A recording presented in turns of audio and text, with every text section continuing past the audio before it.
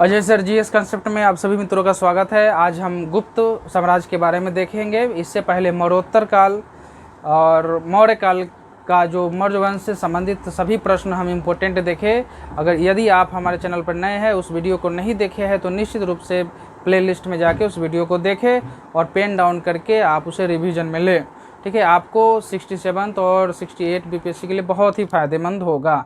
आज 21 जून है। आज अंतर्राष्ट्रीय योग दिवस है और योग हमारे तन मन सभी के लिए फ़ायदेमंद है, इसलिए सभी लोग योग करें। ठीक है, प्रतिदिन योग करें और योग और निरोग रहे। ठीक है, चलिए वीडियो शुरू करते हैं। अब गुप्त साम्राज्य, संस्थापक श्री गुप्त। ठीक है, श्री गुप्त थे। 240 ईस्वी से 280 ईस्वी तक शासन रहा। स्थान कौशाम्बी, 3री शताब्दी में ये स्थापना हुआ था इस साम्राज्य की।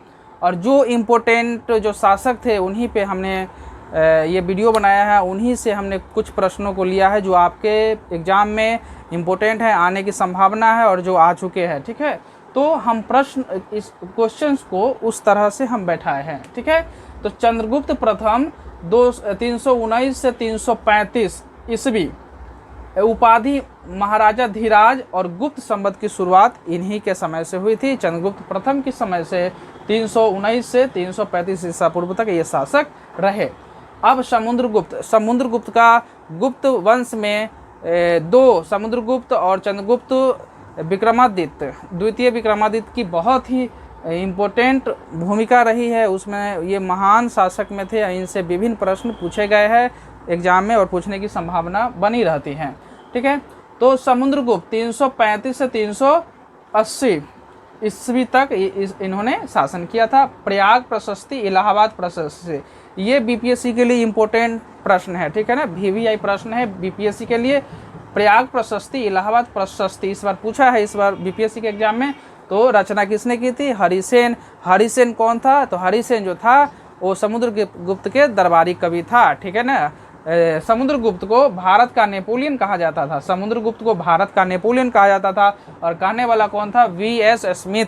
ठीक है, वीएस स्मिथ ने कहा है भारत का नेपोलियन समुद्रगुप्त को। ठीक है दोस्तों, चलिए रुद्रपुर अभिलेख में तत्पाद परिगृहत कहा गया है। ठीक है, अब किसे?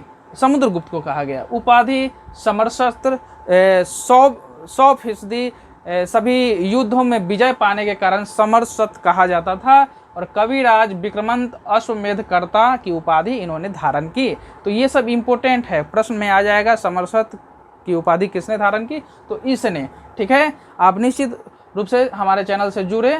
ठीक है, सब्सक्राइब कर ले, लाइक भी जरूर ठोके। अब सिक्के पर बीना वादन करते हुए दर्शाया गया। अब ये भी प्रश्न आ सकता है कि किन्हें बीना वादन करते हुए सिक्के पर दर्शाया गया है? तो समुद्रगुप्त को दर्शाया गया, समुद्रगुप्त को दर्शाया गया। तो ये जो इम्पोर्टेंट बनने वाले थे, ठीक है, इतना ही है। प्रयाग प्रशस्ति, इलाहाबाद प्रशस्ति की रचना हरिसेन। हरिसेन कौन था? तो समुद्रगुप्त का दरबारी कवि था। ये चीज़ है इम्पोर्टेंट। चलिए, अब चंद्रगुप्त से पहले शासक बना था। ठीक है, तो कौन?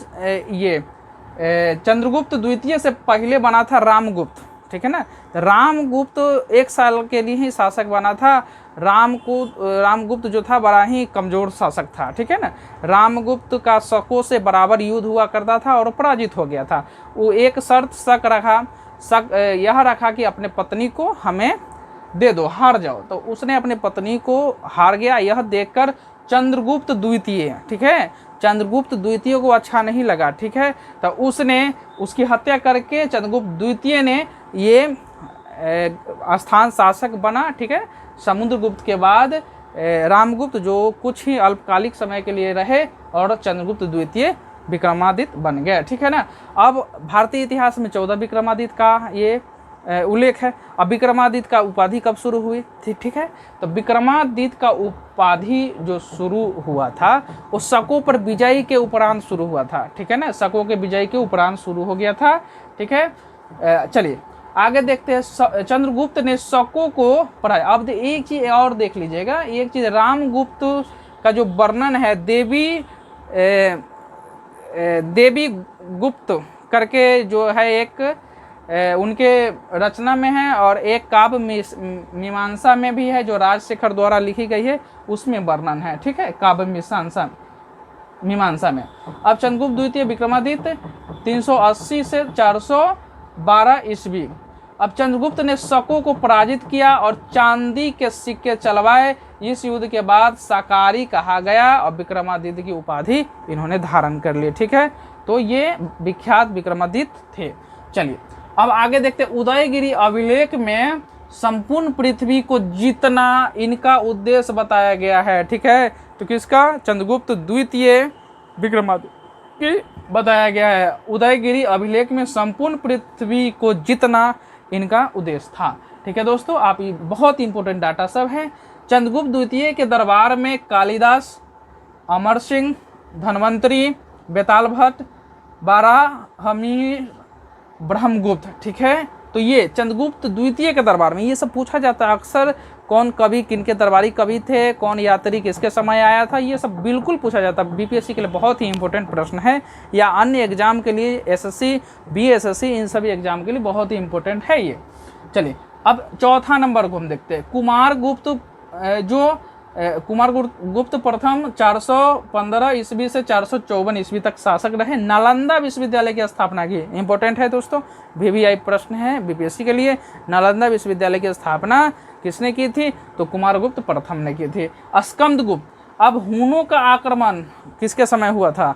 तो स्कंदगुप्त के समय हुआ था। हुनों का आक्रमण स्कंदगुप्त के समय हुआ था। इंपॉर्टेंट है, बहुत इंपॉर्टेंट है। पुलिस विभाग, अब कुछ देखते हैं। मुख्य अधिकारी को दंड पाशविक कहा जाता था। ठीक है, और निम्न अधिकारी जो थे उन्हें चाट भाट कहा जाता। चाट एवं भाट की उपाधि दी गई थी।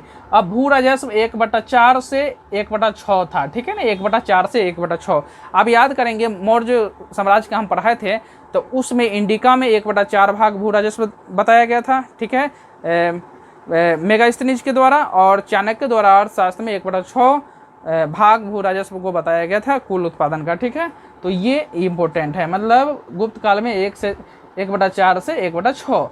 गुप्त राजाओं ने सर्वाधिक स्वर्ण सिक्के, स्वर्ण मुद्रा जारी किए। ठीक है ना, सबसे पहले हिंद युवान ने जारी किया और सर्वाधिक। अब एक चीज़ और इम्पोर्टेंट बनता है दोस्तों, आप कमेंट में जरूर करेंगे कि शीशे का सिक्के सर्वप्रथम किसने जारी किया था? किसने जारी किया था शीशे का सिक्के? ठीक है ना, किस वंश ने? चलिए स्वर्ण मुद्रा। पहली बार सती प्रथा का जो प्रमाण मिलता है एरन अभिलेख, जो भानुगुप्त के एरन अभिलेख से है। इंपॉर्टेंट है, वीवीआई क्वेश्चन सब है। ठीक है, एरन सबसे पहले सती प्रथा का प्रमाण कहाँ से मिलता है? किस अभिलेख में? एरन अभिलेख में से। ठीक है, आर्यभट्टीय एवं सूर्य सिद्धांत, पृथ्वी को गोल बताया गया है। चांदी के सिक्के को रुपये कहा गया है। अजंता में निर्मित 29 गुफाएं, जिसमें 16-17 गुप्त काल से संबंधित है। गुफाएं जो है बौद्ध धर्म की महायान शाखा से संबंधित है। मंदिर बनाने की शुरुआत इसी गुप्त काल से शुरू हुई थी। भास का 13 नाटक इसी काल में संकलित है। ठीक है, तो ये इम्पोर्टेंट है, इससे आपको कुछ नहीं पूछने वाला है। आपका गुप्त काल समाप्त। ठीक है, नेक्स्ट हम अगला वीडियो लेके आएंगे, तो हमारे चैनल से आप निश्चित जुड़े, सब्सक्राइब कर ले, लाइक करें, शेयर करें, और निश्चित ही हमारे चैनल से बेनिफिट उठाए।